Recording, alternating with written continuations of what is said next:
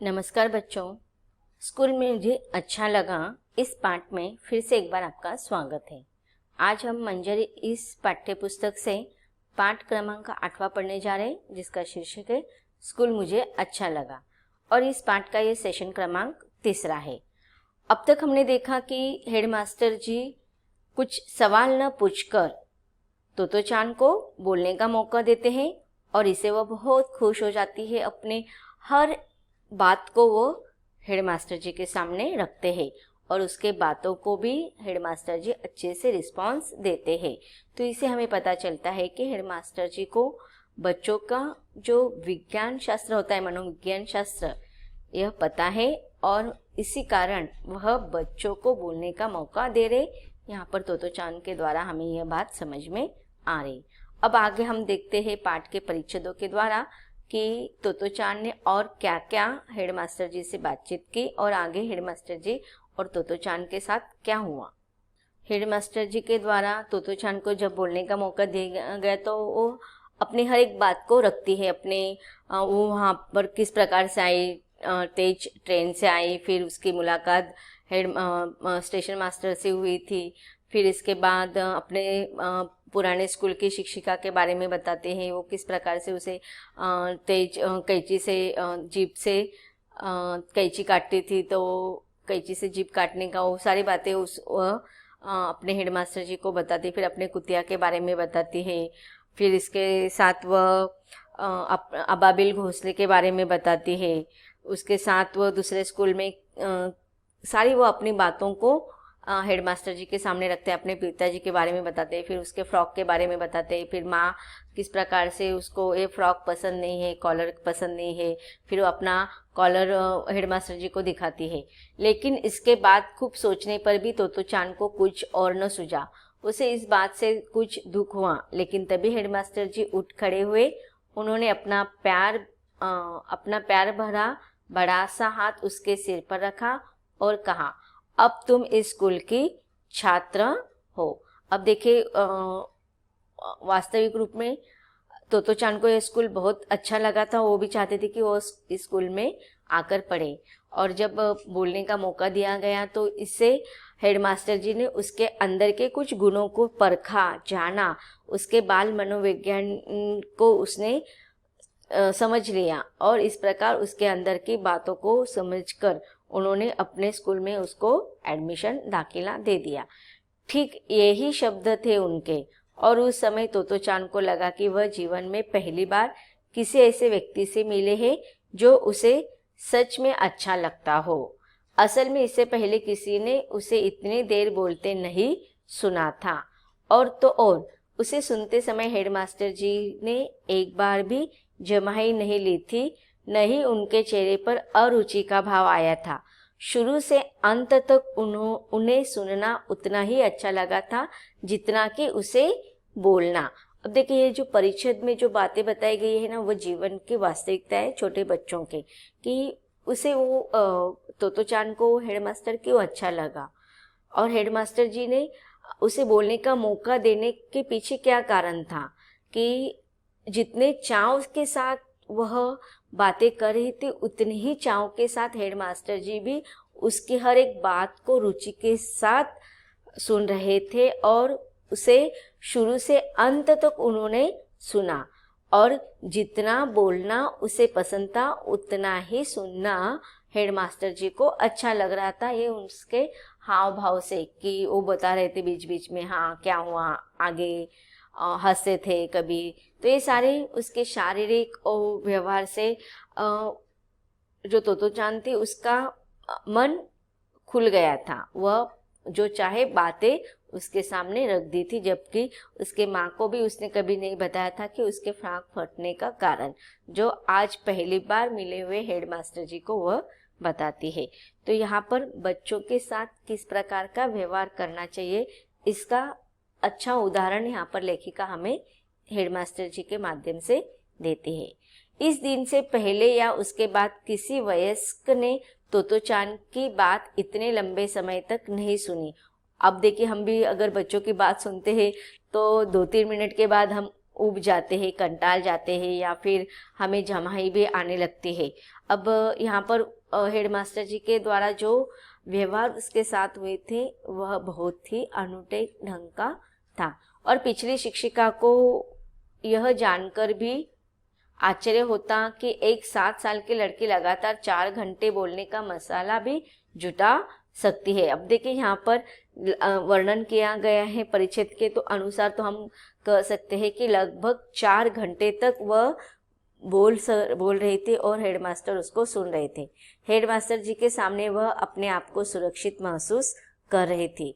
अब देखिए यहाँ पर बहुत ही सच्ची बात बताई गई है कि जब भी बच्चे किसी के साथ बोलते हैं तो उनको सुरक्षितता की भावना होनी चाहिए। जिस प्रकार से अपने पेरेंट्स के साथ वो खुलकर रहते हैं, खुलकर बातें करते हैं, आज यह सारी बातें हमें नहीं दिखाई देते, ना स्कूल में, ना घरों में, ना जहाँ पर वो रहते हैं वहाँ पर। वह बहुत खुश थी, वह हमेशा हमेशा के लिए उसके साथ ही रहना चाहती थी। ये भावनाएं थी तोतो चान के उस पहले दिन हेडमास्टर सोसाकू कोबायाशी के बारे में। अब देखिए यहाँ पर हेडमास्टर जी का नाम दिया है। सौभाग्य से हेडमास्टर जी की भावनाएं भी उसके प्रति ठीक ऐसी ही थी। जिस प्रकार से बच्चे जिस आनंद के साथ, जिस मन से बड़ों लोगों से बात करते हैं, बड़े लोगों को भी उनके साथ उसी प्रकार से व्यवहार करना चाहिए, तभी बच्चे भी खुश हो जाते हैं और वो अपने आप को सुरक्षित महसूस करते हैं। अब देखिए दोपहर का भोजन यहाँ पर टाइटल दिया है अगले परिच्छेद को। अब देखते हैं स्कूल में दोपहर का भोजन किस प्रकार से होता है। अब हेडमास्टर जी ने तोतो चान को वह जगह दिखाने ले गए जहाँ बच्चे दोपहर का खाना खाते थे।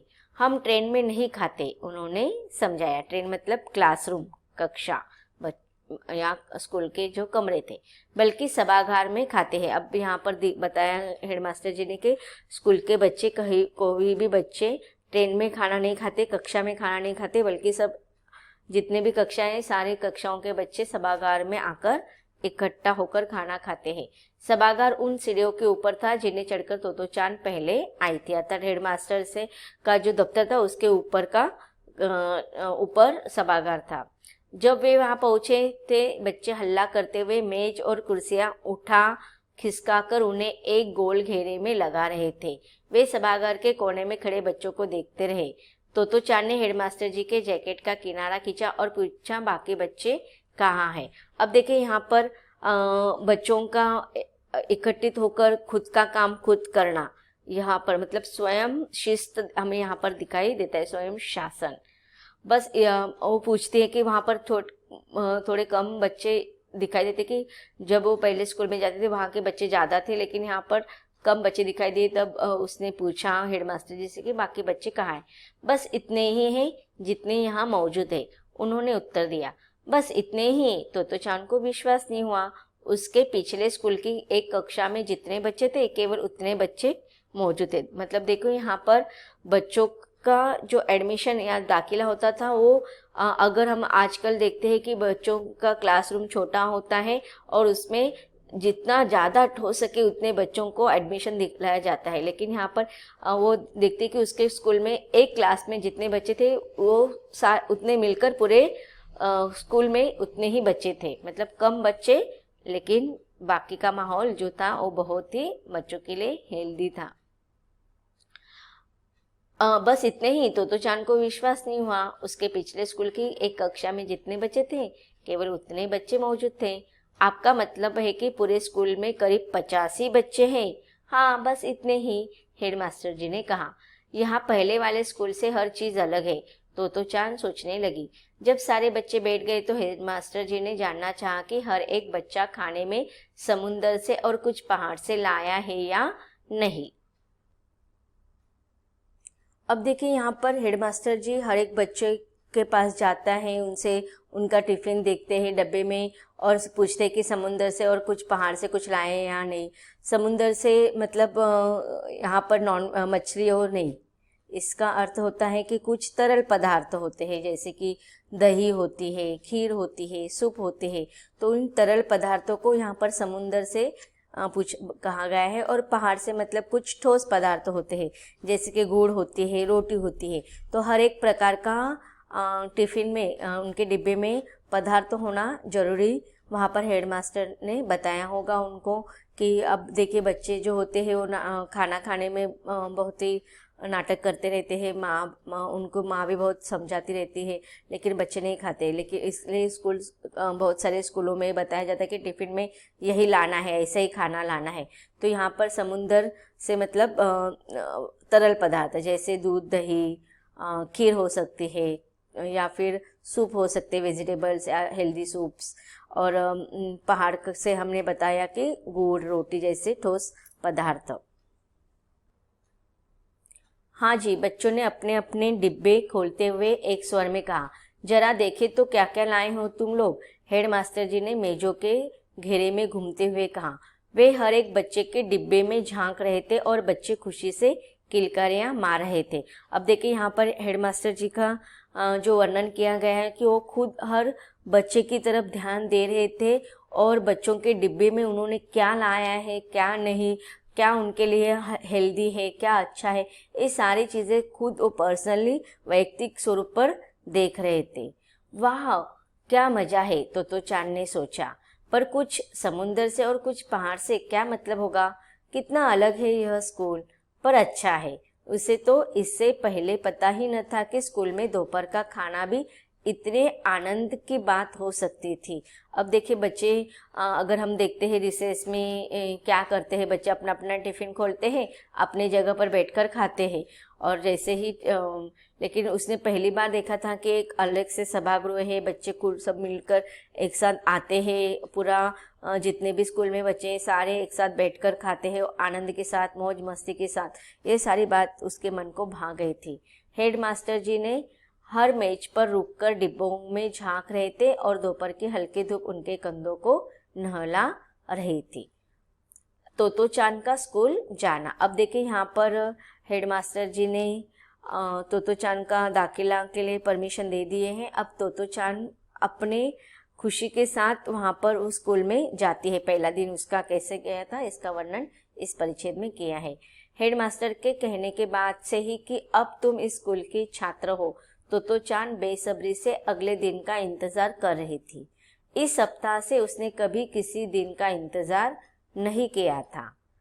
अक्सर माँ को उसे सुबह स्कूल के लिए बिस्तर छुड़वाने में भी परेशानी होती थी, पर उस दिन वह दूसरों से पहले उठकर तैयार हो गई और अपना बस्ता पीठ पर बांधे इंतज़ार करने लगी। अब देखिए बच्चों का जो स्कूल होता है, अगर सुबह जल्दी होता है तो बहुत सारे पेरेंट्स को बच्चों को स्कूल के लिए तैयार करना बहुत बड़ी परेशानी हो जाती है। अब यहाँ पर भी तोतो चांद को स्कूल में जाने में ज़्यादा दिक्कत होती होगी। पहले वाले स्कूल में उसको उठाने के लिए नींद उसकी खुलती नहीं थी स्कूल जाने के लिए, तो ये सारी परेशानी उसकी माँ को वहाँ पर झेलनी पड़ती थी। लेकिन अब वो देखती है कि माँ उसकी कि सबसे पहले वह तोतो चांद स्कूल जाने के लिए खुद उठकर तैयार हो गए हैं, बस्ता पीठ पर बांधे, कब वो स्कूल में जाएगी इसका इंतजार करिए। माँ को तो बहुत कुछ करना था। तोतो चांद को नाश्ता देकर वह उसका लंच बॉक्स बनाने में जुट गई। उसमें कुछ समुंदर से और कुछ पहाड़ से भी तो डालना था, अर्थात कुछ ठोस पदार्थ और कुछ तरल पदार्थ भी उसको टिफिन में देना था। माँ ने रेलगाड़ी के पास को एक प्लास्टिक की थैली में डाला और एक डोरी से उसे तोतो चांद के गले में लटका दिया ताकि वह खो न जाए।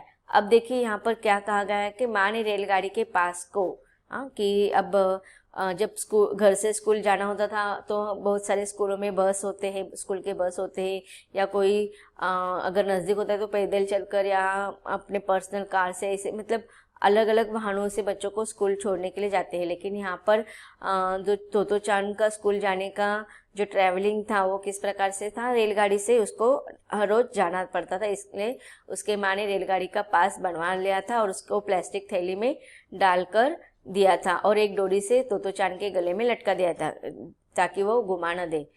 अच्छी लड़की बनना। बिल्कुल। तोतो चांद ने जूते पहने और सामने का दरवाजा खोला। तब वह मुड़ी और शिष्टता से झुककर बोली, अच्छा गुड बाय। तोतो चांद को यह निकलते देख माँ की आंखें बरबस भर आई। कितना कठिन था यह मानना कि उसकी चुलबुली बिटिया जो आज इतनी खुशी से इस स्कूल में जा रही है, हाल ही में एक स्कूल से निकाली जा चुके थे।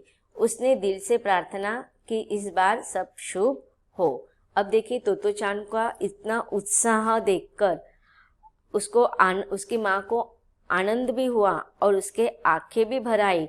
क्योंकि तोतो जान जो थी वो बहुत ही चुलबुली लड़की होगी और उसको पहले स्कूल से उसको निकाल दिया गया था। उसका कारण यहाँ पर नहीं बताया गया है, लेकिन किसी कारणवश उसमें कुछ कमजोरियां होगी या कुछ ना कुछ कारण होगा जिसके कारण उसको एक पहले वाले स्कूल से निकाल दिया गया था। लेकिन और वह शायद स्कूल में जाना भी पसंद नहीं करती होगी। कुछ कारण एग्जैक्ट नहीं बताए गए हैं, लेकिन यहाँ पर उसकी माँ को डर था कि उसको दूसरे स्कूल में उसको दाखिला मिल भी जाता है तो पता नहीं वह उसकी चुलबुली बेटी स्कूल में आनंद के साथ जा पाएगी या नहीं। और यहाँ पर जब तोतो चान खुशी खुशी स्कूल में जाती है तो यह सारी बातें देखकर उसकी माँ की आंखें भर आती है और वह कामना करती है कि इसके आगे उसके साथ अच्छा ही होगा। अब देखिए यहाँ पर पाठ को शीर्षक यही दिया गया है कि मुझे स्कूल अच्छा लगा। अब देखो बहुत सारे हम देखते हैं कि बच्चों को पूछा नहीं जाता है या बच्चे के मनों के अनुसार वहाँ का माहौल नहीं होता है, लेकिन यहाँ पर तोतो चान ने जब पहला स्कूल देखा, वह हेडमास्टर के साथ उसने वार्तालाप की या फिर जब सभागृह में जाकर उसने देखा, तब उसको स्कूल अच्छा लगा और उसको स्कूल अच्छा लगा, इसके कारण वह आनंद के साथ स्कूल में जाने लगी। इस कारण इस पाठ का शीर्षक भी यह उचित रखा है। अगर देखिए यहाँ पर अगर आपको शीर्षक बदल कर रखने के लिए कहा जाएगा तो मेरे अनुसार क्या रखा जा सकता है कि अनूठा स्कूल, कि ऐसा स्कूल सच में जैसे कि तोतो चान सपने में देख रही थी, वास्तविकता देखा जाए तो यह सपनों वाला ही स्कूल है। वास्तविकता आज हमें ऐसा व्यवहारिक स्कूल में नहीं दिखाई जाता है, व्यवहारिक ज्ञान हमें स्कूलों में नहीं पढ़ाया जाता है, इसलिए यहाँ बिल्कुल ही अनूठा स्कूल है। अगर इसके लिए अलग से अगर हमें कोई शीर्षक रखना होगा तो उसका उचित शीर्षक हो जाएगा अनूठा स्कूल। तो बच्चों अब तक हमने इस पाठ के माध्यम से क्या संदेश पाया है कि वर्तमान स्कूलों में ये इस प्रकार की शिक्षा पद्धति आज हम नहीं देख पाते हैं और यहाँ पर इस वर्तमान स्कूलों की जो व्यवस्था है उस पर करारा व्यंग्य लेखिका के द्वारा दिया गया है और व्यवहारिक ज्ञान देने पर हमें ज़्यादा जोर दिया है। यह पाठ यहीं पर खत्म होता है। धन्यवाद।